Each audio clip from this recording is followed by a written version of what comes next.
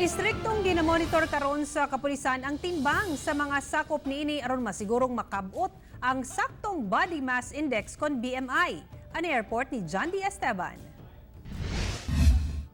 Sukad November sa nakalabayng tuig, 6 kilos na ang nabawas ni Police Staff Sergeant Ann Pauline Beldad sa iyahang timbang, subay sa pagtuman sa kamanduan ni PNP Chief Archie Gamboa. No rice lang since ato nga sugod tapos naga-uphill walking mo gina siya mong initiative nga gipasingot initiative sa station.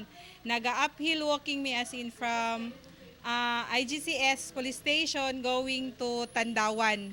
Ang Samal Police, istriktong ginamonitor ang body mass index kon BMI sa ilang mga sakop. Gani sa 69 ka pulis, 58 na ang nakakomply sa saktong BMI. Sunod man po na itong mga personnel, doon naman tayo initiative na at least in a month, 2 kilo ang mabawas.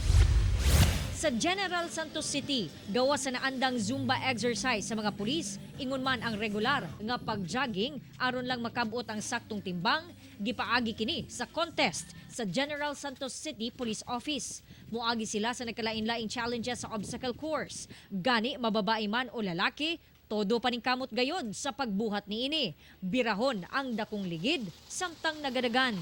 Dunay pagtumba-tumba samtang nagapaligid og ligid og paglukso sa mga dagkong ligid. Ingon man ang log run kung asa mudagan ang grupo nga alsa ang putol nga kahoy.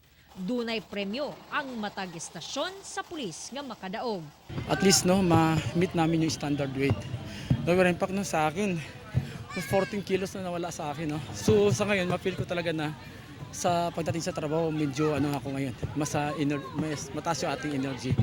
Ako si John D. Esteban para sa One Mindanao.